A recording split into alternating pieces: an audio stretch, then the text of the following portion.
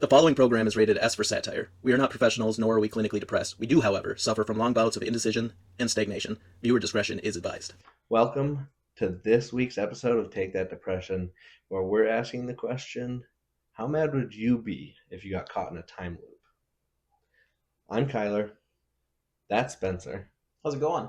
Good. How was your week this week? It was a really good week.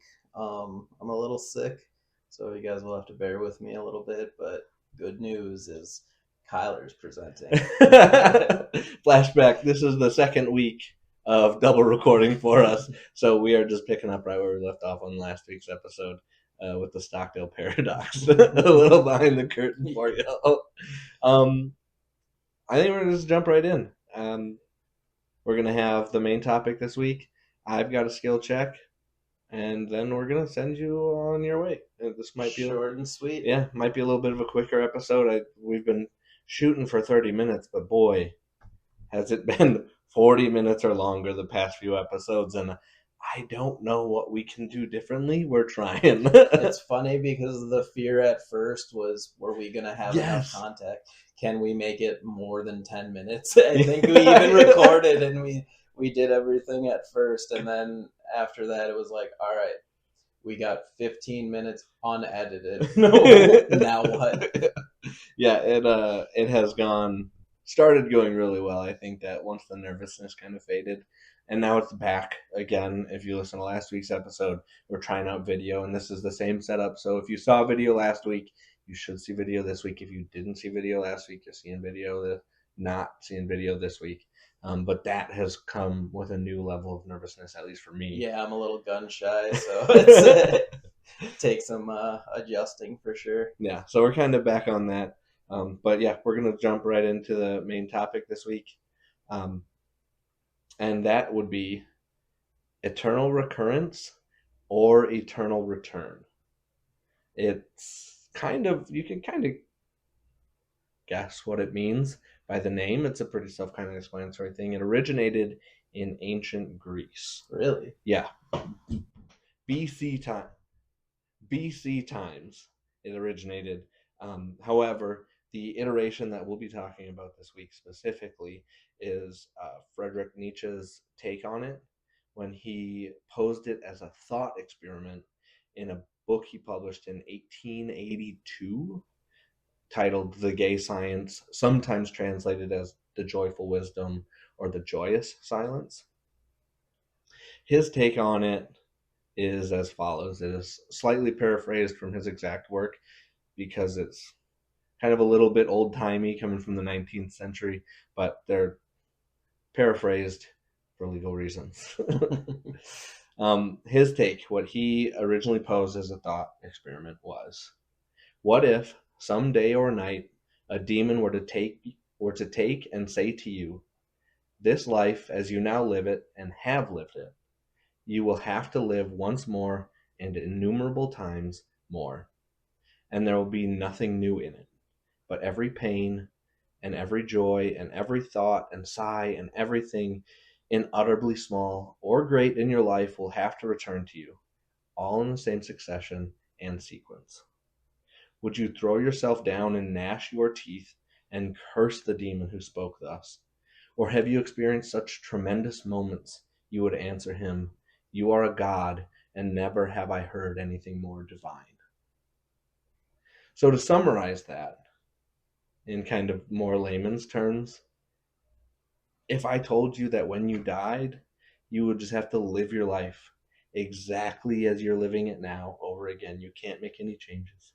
You don't have any knowledge that you've lived it again. Would that information fill you with dread, or would it fill you with joy? It's such a double-edged sword because obviously I've talked about too, like things I've done in my past, things I'm not proud of, but also all those were lessons leading to all the good things that I've experienced now. Yeah. You and I have talked several times about our pasts and things, and yeah, there's been so much. I've had a good life. Let me preface everything I'm about to say with that. Yeah. I've had a good life. Don't get it twisted. I am not in a measuring contest of this kind of thing. I'm the shortest 10 times out of 10. But in my life, there has been many things that sucked that I wouldn't want to go through again if I could help it. But like you said, every kind of kick in the junk, every heartbreak, every pint of ice cream that I've eaten has brought me right here, right now.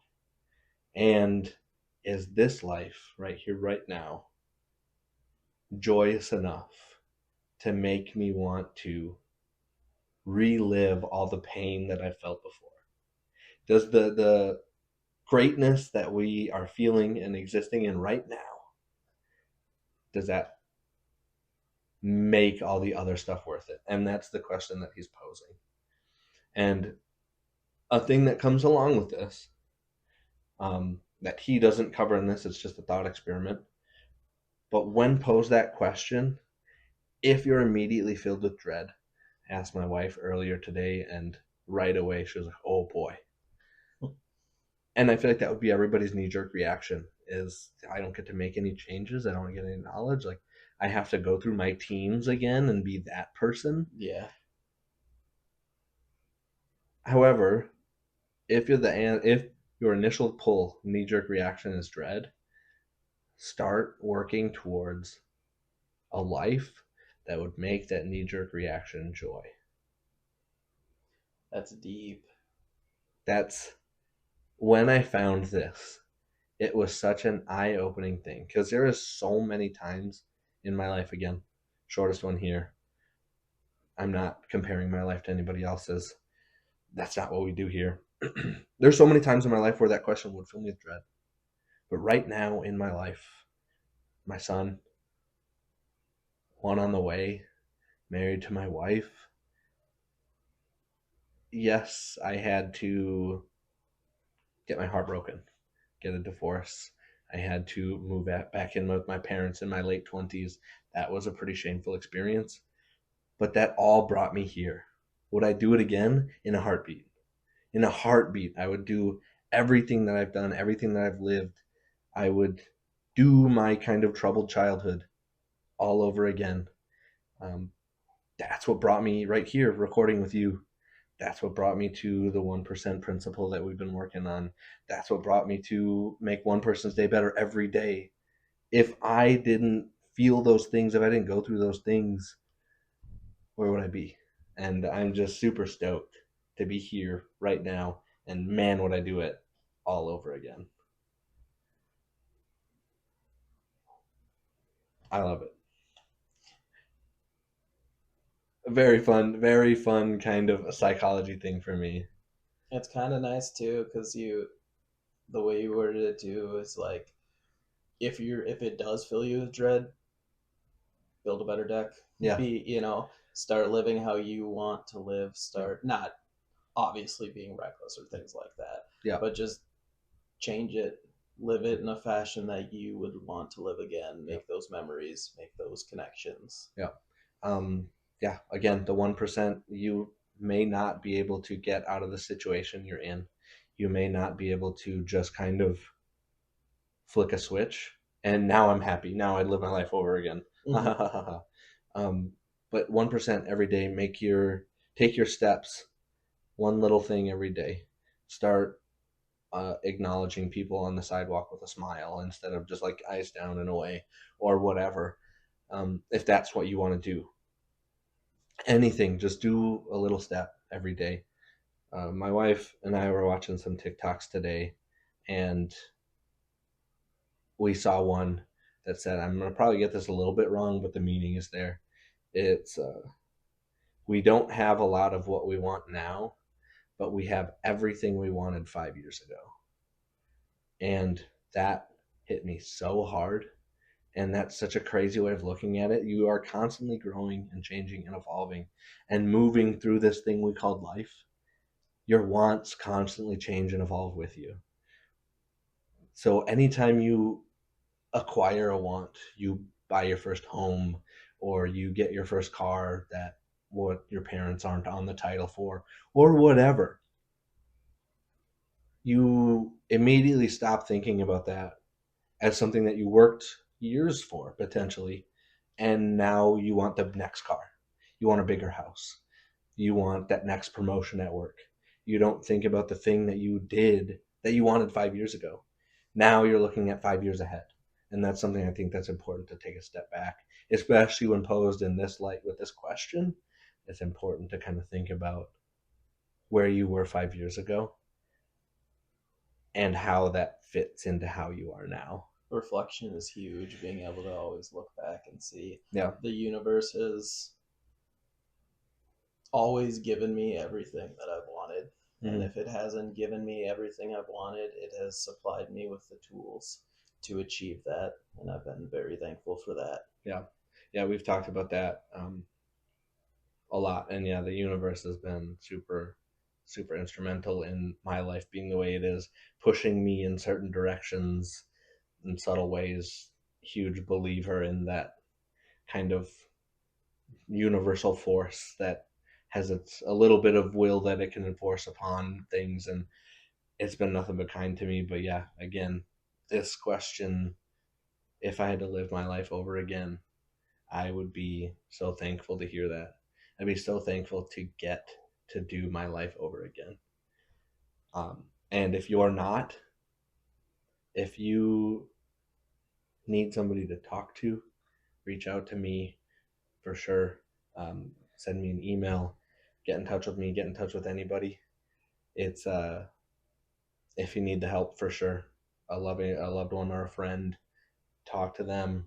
Maybe having a sounding board to kind of bounce ideas off of what your next 5 years should look like, and start taking that 1%, those baby steps to getting where you need to be, will make such a difference in 5 years. Just talking about it is the first steps too, and that opens so many doors. Yeah. Acknowledging, there's so many things that's still like acknowledging the problem is the first step, because you're not going to fix anything if you don't know that there's a problem. If you're just kind of living your life going through the motions and you never think about, oh, if I had to live this over again, would this be something I'd be proud to do again or not? If you don't ever think about that, then it won't ever be something you want to change. So yeah, this, again, bringing a face to a name is something that I really, really enjoy doing, and what a fun little topic.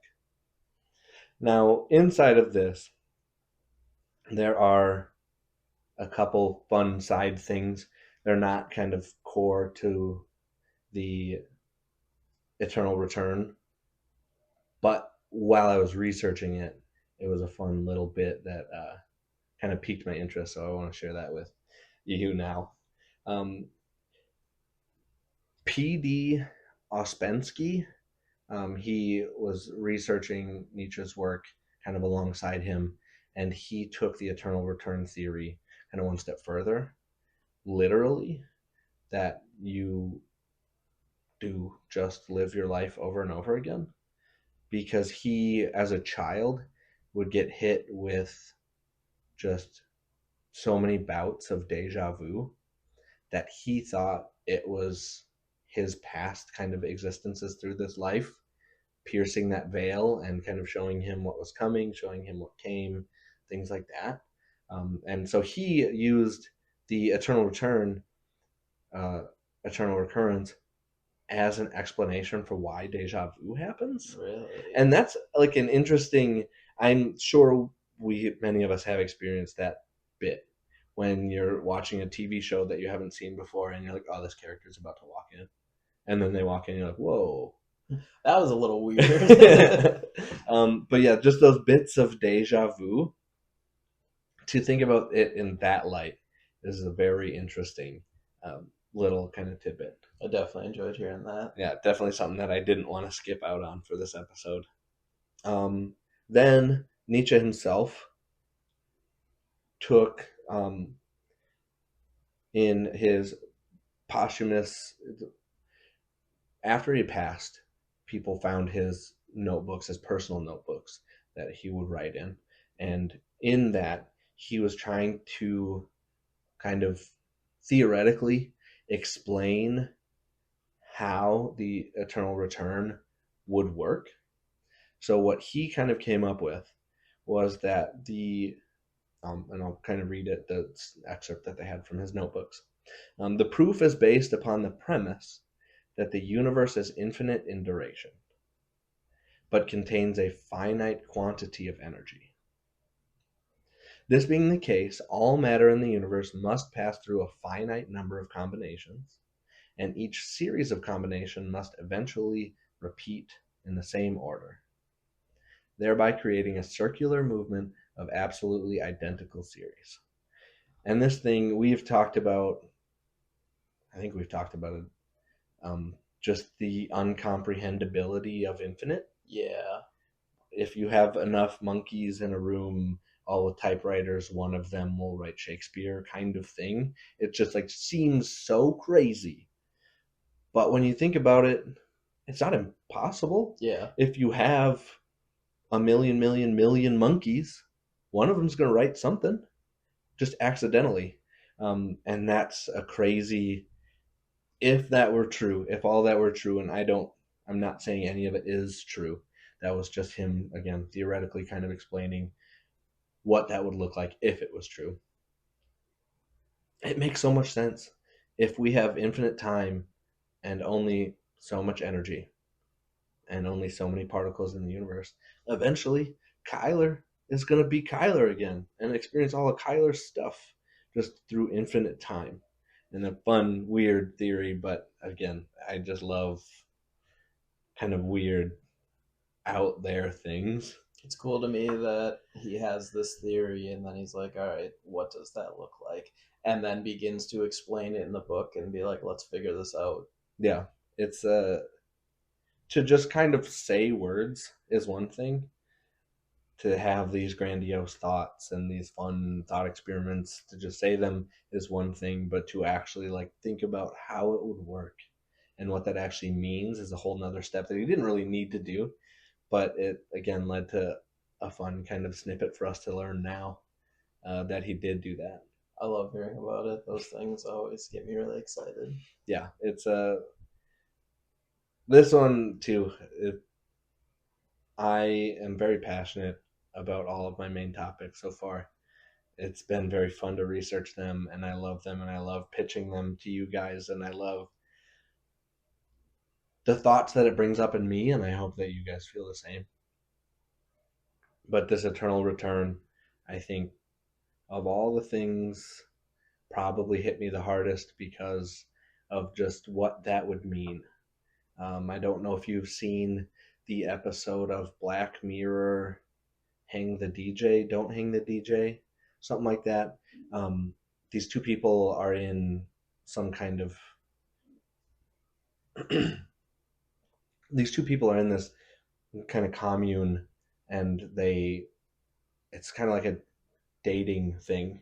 They get set with a partner for so much time, and then once that kind of time has ended, then they'll get set with another partner for so much time, and based on how they interact with those partners, then they finally kind of whittle you down to exactly one person that fits how you interact and stuff like that. A very fun, interesting episode of Black Mirror. If you have access to it, I believe it's on Netflix. If you have access to it, highly recommend that episode. But in that episode, the whole episode, you're following these two people, and they get kind of hooked up, the first kind of couple within their thing, and then they move on, and then they kind of have other relationships. And they really liked each other. They think about each other, and then they get hooked up again, and then crazy stuff happens, and their time together kind of gets cut short, and then they move on to different people, and then they get assigned their forever partners, and it's not each other. And then they make this plan and like break out of this commune to be together. And then at the end of the episode, spoiler alert, if you don't want spoilers, skip ahead for, I don't know, probably 30 seconds to a minute. At the end of the episode, you see the kind of camera pans out from a phone, and the whole episode that you're watching was a simulation. And the pairing that this dating app like Tinder is using in the real world is based on how many times that in that simulation, your two people got paired up with different people, still found each other, and broke out of the commune. Wow. Yeah.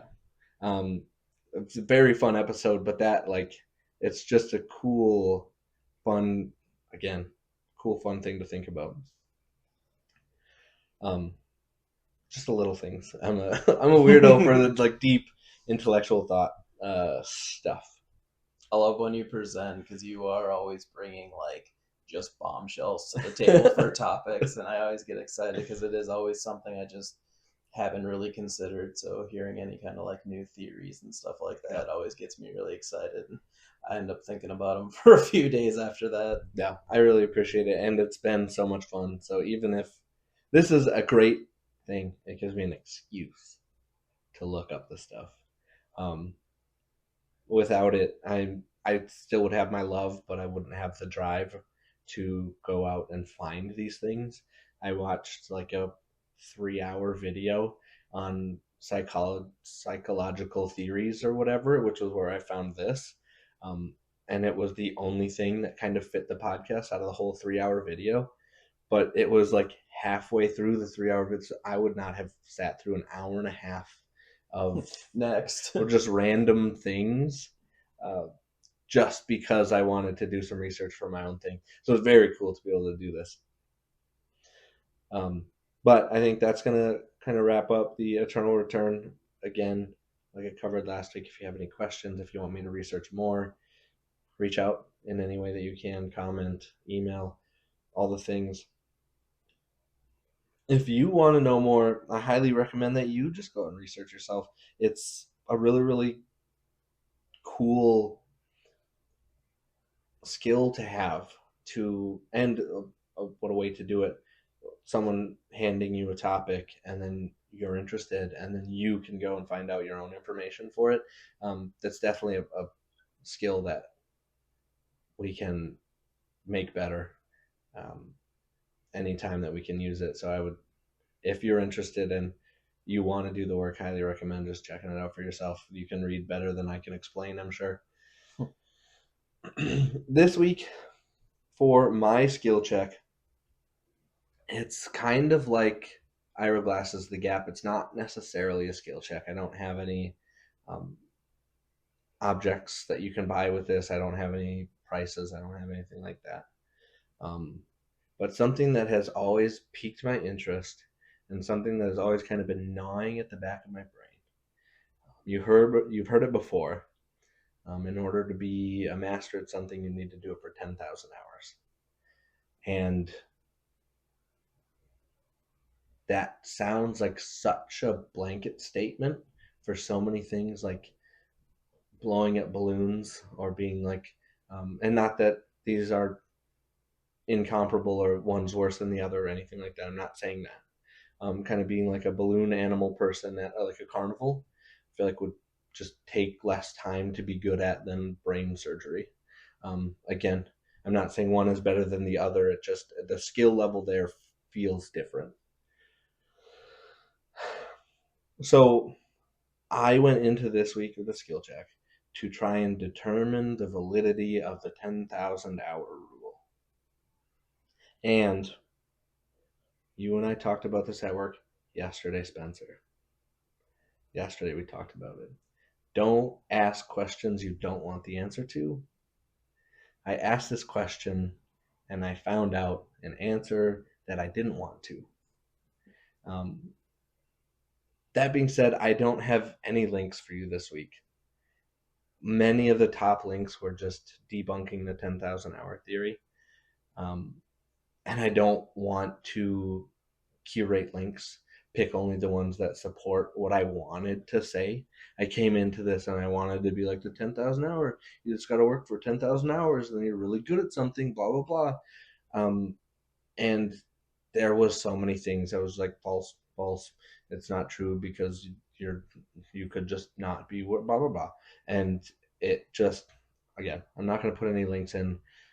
I don't want to cherry pick the links. The 10,000 hour rule is a myth. I'm really sad to report that to you. However, that's not all doom and gloom. not all doom and gloom. Because although the 10,000 hour rule may not be hard facts, may not be you do something for 10,000 hours, you're going to be a master at it. If you set out and you do anything, any one thing for 10,000 hours, you're going to be so much better at it than when you started. You may not be a master. You may have mastered it at 5,000 hours. You don't know. You could just be kind of genetically inclined to this thing, and you can master it so much faster than somebody else. So just setting out and doing the thing for 10,000 hours is still, it's going to have you leagues above anybody that didn't do it. So just because the 10,000 hour rule may not be the rule, it may not be fact, doesn't mean that it makes it invalid, doesn't make that you should just completely disregard it. It's still a very, very important thing that you can do, a easy kind of metric that you can, oh, I've been doing this for 10,000 hours, I must be pretty heckin' good at it.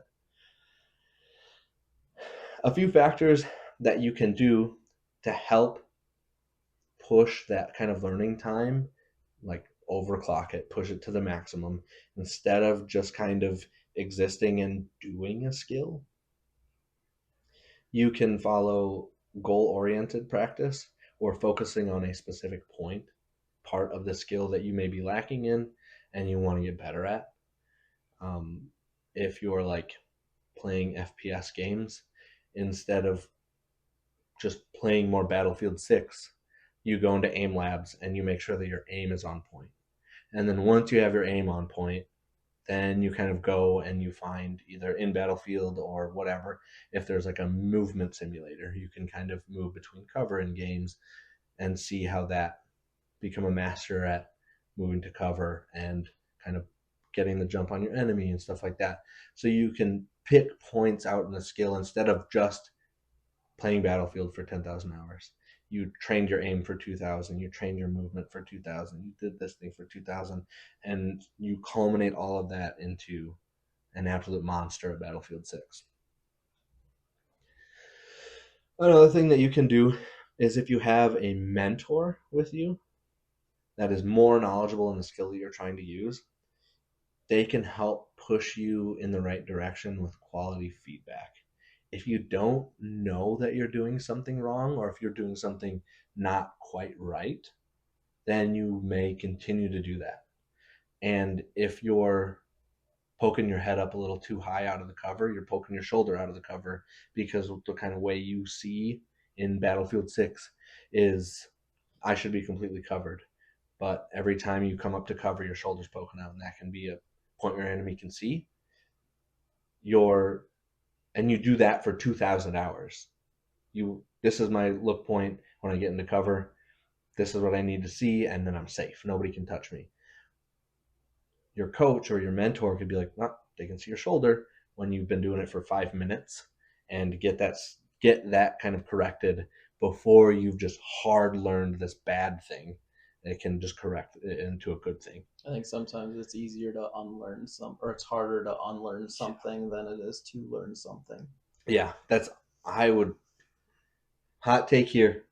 I feel like that's almost invariably true, is it's so much harder to unlearn something that you've been doing, especially for a long time, than it is to learn a new thing. I'm a stubborn person, so if I've been doing something for you, it came up the other day at work too, that if I've been doing something one way for the whole time, and then all of a sudden for it to be like, no, you got to do it this way, it's like, okay, we'll see. I can't remember, one of last week's notes, either the off episode or the other episode we did, I typed up all the notes, home row. I did. And I was like, cool, I can do that. I didn't have that many mistakes. I knew where all the keys were, like second time, sometimes third time, I would be able to hit the right letter. And then immediately after I was done with that, I'm like, that sucked. I'm not going to do that. I'm not going to unlearn my pecking stuff. I'm not whatever. So it's just, it feels bad. But yeah, if I would have listened to my teacher in middle school, elementary school, then I wouldn't have to unlearn my pecking now. What a fool we were. Hindsight is 2020. I know we've said we love that quote, but man, yeah, couldn't be more true. But again, don't take that I found out that the 10,000 hour rule is a myth as a reason to completely disregard it. It is still a really, really easy metric to follow. And again, it is such an easy way to kind of monitor your progress. Even doing something for 1,000 hours, you're going to be so much better than you were at 0 hours. So doing that 10 times, I just can't imagine what that would look like. That being said, if you feel so inclined, we've got our YouTube channel now. Feel free to like us, subscribe there if you feel like we deserve it. Definitely comment on all that on any podcast, any place where you get the podcast. Like us, follow us, comment. Right now, we're in our growth era. People that have been reacting on the Facebook page. We have almost 5,000 impressions on the Facebook page. Yeah. So we've been seen almost 5,000 times, and that already is a crazy number to me. I don't know what 5,000 people looks like. So we can't thank you enough. If you have been doing that, if you have been helping us play the algorithm game, thank you so much. We really appreciate it. And again, thank you for coming along on this journey with us. We are just having such a time being able to share our silly ideas and our paradoxes and our theories with you. And I'm really enjoying this still. So thank you from the bottom of my heart for coming along on this ride. Yeah, we really appreciate it. It's been fun, and it'll always be fun when we just get to sit down, record, and have fun. But I know it gets both of us really excited when someone else gets excited about it or engages with it. It's like, look what they're talking about. Look how excited they were. So me and him get hyped up and want to keep doing better and getting better and better. Yeah, my parents listen to the podcast, and I was talking to my mom. We had a family event today, and I was talking to her, and she said that since listening to us, she has undertaken a skill that she would not have without listening to us. And I know that she's my mom, and she's legally obligated to like anything that I do. But that felt so amazing to hear. Yeah. And it's just such an interesting thing that two silly little guys recording on a silly little laptop in my silly little house can have such an impact on, even if it's just on one person. That was our kind of goal. I think we said in episode 1 or 2, if we can help one person learn a thing that they hadn't, it's all been worth it. Yeah, then this is worth it. This whole project is worth it. It will continue to be worth it because one person tried something based on what we're doing. So what a time. Thank you guys so much. Again, help us play the algorithm game. We love you for it. But as we love to say, always, stay safe out there. And don't get mugged. If you are struggling, please, please, please reach out to someone or dial 988 to get connected with someone at the National Suicide Hotline. You do not have to go it alone.